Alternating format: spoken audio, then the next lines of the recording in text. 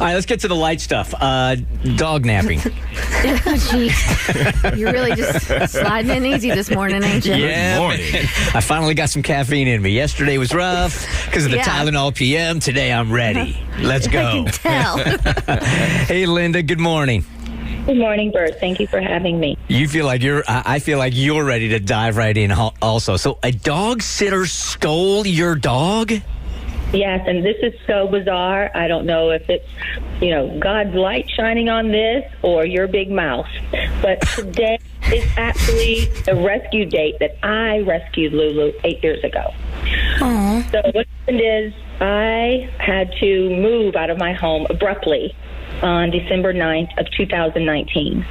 So where I was temporarily staying, they could not let me bring my 3 dogs because they already had a dog in the house, and I completely got that. So I reached out to girlfriends. One girlfriend took both my boys, a Frenchie and a Georgie, who stay in constant turmoil with each other. So she's got my boys. My neighbor refers me to this. I've got a great sitter. I've used her. My girlfriend's used her. I'll make all the arrangements. So, I know that you're struggling with actually handing Lulu over because since I rescued her, Bert, she's never been away from me. She travels with me. She's my Velcro. So that being said, I'm in contact with her. How is she doing? Thanks to COVID, she takes Lulu to South Carolina. And I'm like, okay, I can't really say anything because I haven't moved into my place yet. So March goes by, April goes by, May goes by, June is now gone by. And I'm like, okay, have you moved? Like, when are you coming home? When are you coming home? And she's getting sketchier with contacting me. I've probably at this time left her 30, 40 voicemails. She's never to date called me back.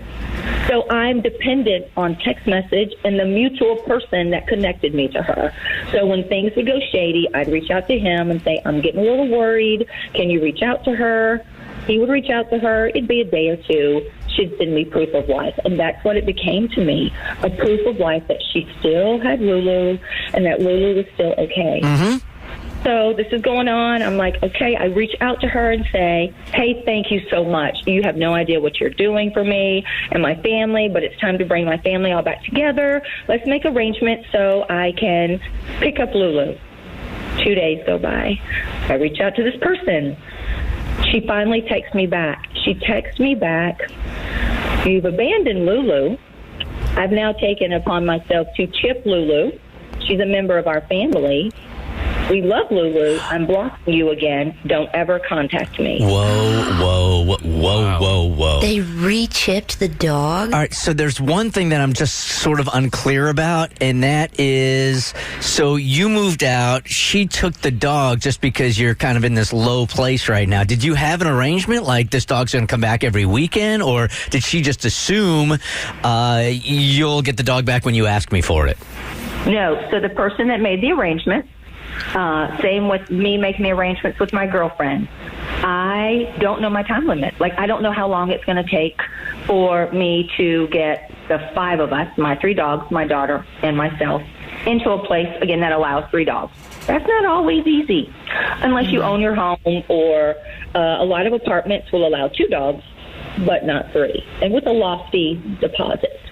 So I'm in constant contact with her, like, just checking in. There was never any on February 2nd, you can keep my dog until then, and then if I don't return, you've got her. You know what I mean? Yeah, so I think the knee-jerk reaction is like somebody's probably saying, why don't you just go over there, knock on the door, and go get your dog?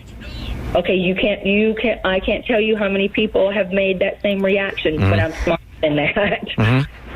Because, one, I didn't make that arrangement. Someone else made that arrangement for me. But I've been in constant contact. So, and I've gone to 4 different precincts filing a police incident investigation report. What happens is she obtained Lulu in the city of Roswell. I live in Alpharetta. lives in Alpharetta, but I live in Fulton County, Alpharetta. She lives in Forsyth County, Alpharetta. Oh, gosh. So she's evaded all this by jurisdiction. So right now, I've been working with her. Like, I call her on a different number, she blocks me. I literally, Bert, have gone up to some random someone and said, you don't know me, but can I please use your phone to get in touch with me? Oh, my God. All right. So in the interest of time here, Linda, what is it that we can do for you? Or did you come on today to warn people that this can happen to you? Or is there something that we can do as a community, try to get your dog back? So, 3, it's the trifecta. First of all, this is like a public service announcement to anybody out there that when you turn over your beloved fur kid, you need to have a contract, whether it be your pet sitter, whether it be anyone, because I never, ever in a million years thought this could happen. Sure. Ever. Like, who would do this? And then second, because she keeps evading jurisdiction, the last thing she sent me was she'll let Lulu go for $11,000. Oh, my God. Wow. She put ransom up in this piece? Wow. That's extortion. So I'm literally... I'm so wigged that I had to go out of town, miss the Super Bowl, go out of town, and come back, and she sends me this notice to my cell phone, my daughter's cell phone, and another cell phone stating, okay, let's just get this over with. I've had Lulu now for 13 months for $11,000. By cash money order, you can come and get Lulu. Wow, what a piece. So this is theft by conversion. So what I need someone to do, anybody, someone needs to, Lulu has a whole plight on my Facebook page, on my Instagram page, of like, make her do the right thing. I don't want to go to civil court. That's not who I am.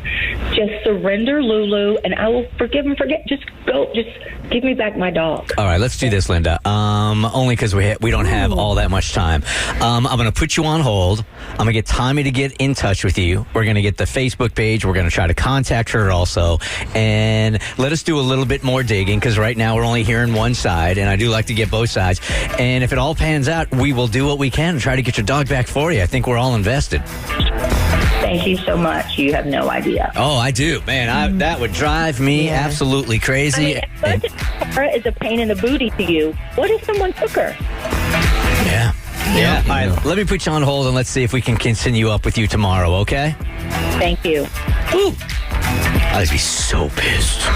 Oh my gosh, me too. Can't imagine. I am so enraged right now. Like, can you share her info with me too? I want to hire a hitman. The Bert Show. Yeah, so Linda yesterday was telling us she's going through kind of a tough time right now, so she had to turn her dog over to a third party, so like a friend of a friend type deal. And to make a really long story short, this dog sitter is like, nah, I'm gonna go ahead and keep that dog. I like that dog. What a nice dog. So she's kept the dog, and Linda's like, I want my dog back, and the dog sitter's like, okay, you know what? I'll see you halfway on this. You can have your dog back, but it's going to cost you $11,000. Linda, I don't even know where she came up. Where did she come up with the $11,000 ransom note? So she put together this ransom note for $30 a day for housing, Lulu, $60 a month for grooming, $45 for a month for food, $388 vet bills that she revaccinated Lulu. She didn't include the rechipping charge, which I'm shocked. So she rechipped Lulu. I actually told her yesterday, you know what? It's Lulu's gotcha day. 5 years ago, I rescued her. She's my Velcro baby. I'll split you. I'm like, $5,000. We'll get this done today. Surrender Lulu by 5 p.m. I don't agree with this. I just want my kid. She responded back. She didn't respond back to me.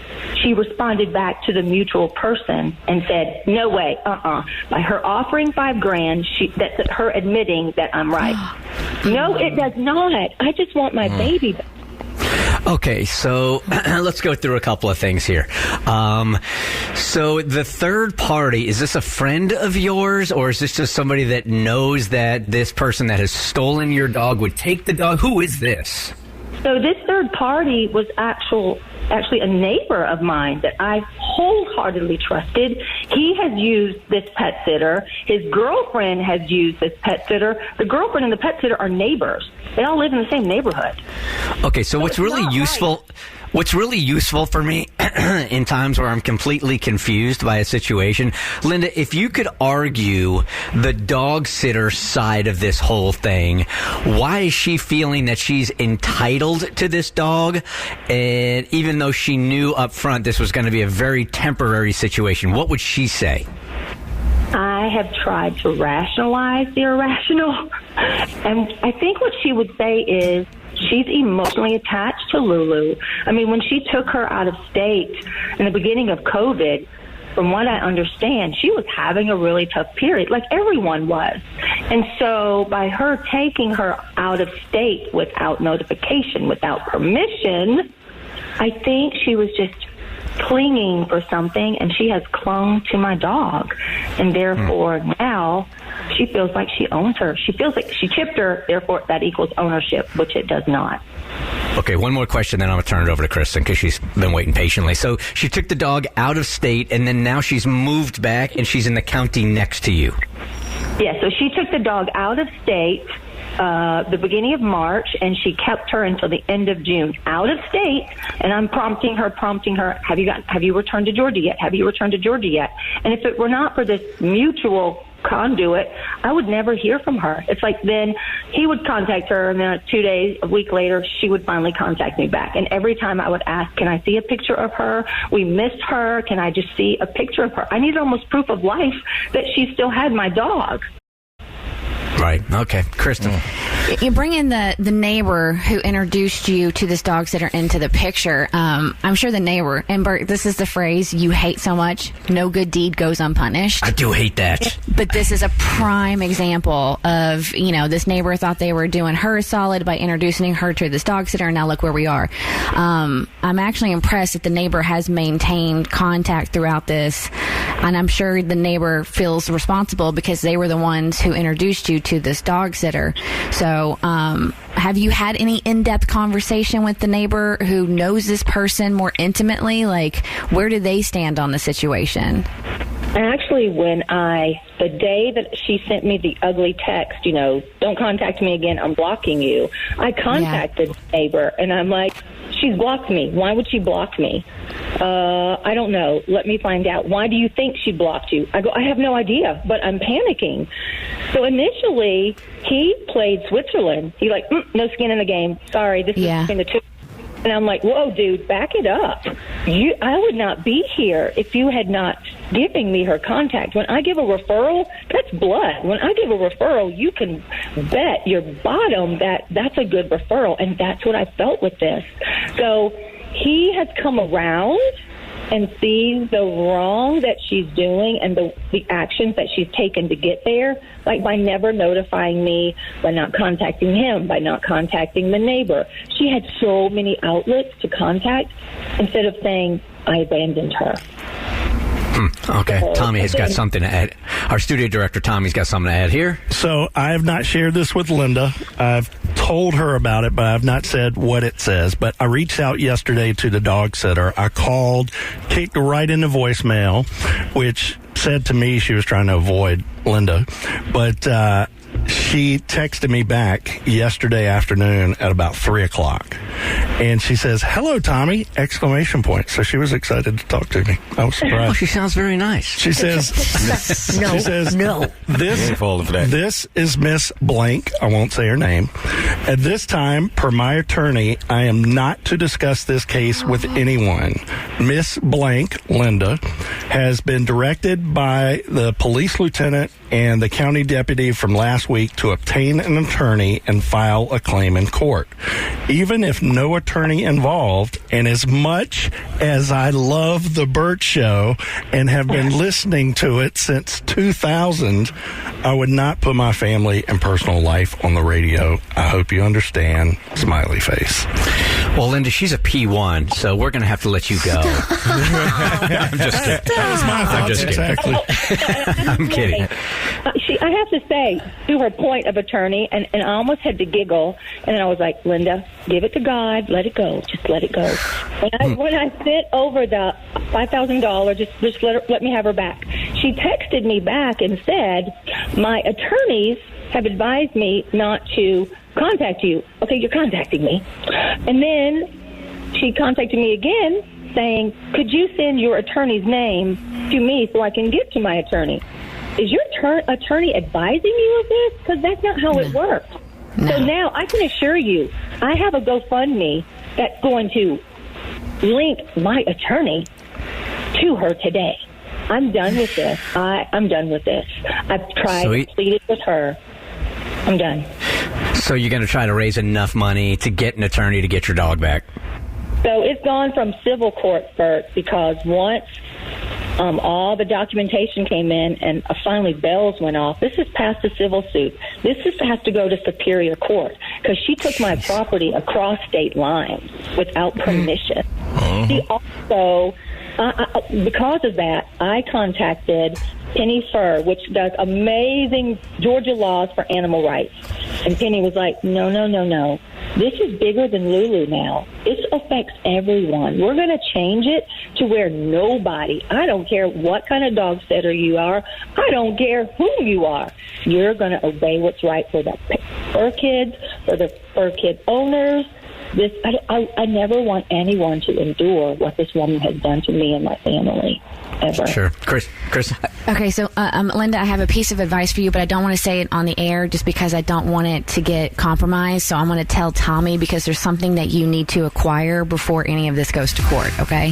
Thank you. Okay. But you already got the passion, Linda. We love you. We're behind you. Yeah, we're going to help you on this. Maybe later in the show, because just being on this early in the morning, we don't have access to as many people. Maybe if we do this a little bit later, we'll have an attorney that can take your case pro bono, and maybe we can go ahead and we can pursue it that way also. But I feel invested here. Like, I want to get this dog back. I'd also like to hear the other side, because she's got to have a reason, unless she's a nut job, which is certainly possible. So let's just go ahead and put you on hold, and I'll try to figure out to do something later in the show, and maybe we'll have an attorney listening to say, okay, this is what you can do, and this is what I'm willing to do to help you guys out. I appreciate that. All right, Linda, hang with us. Yeah, Dobby. I guess that's our demo now, is dog napping nut jobs. Hey. So hey to our P1. Ratings are ratings. This is The Bert Show.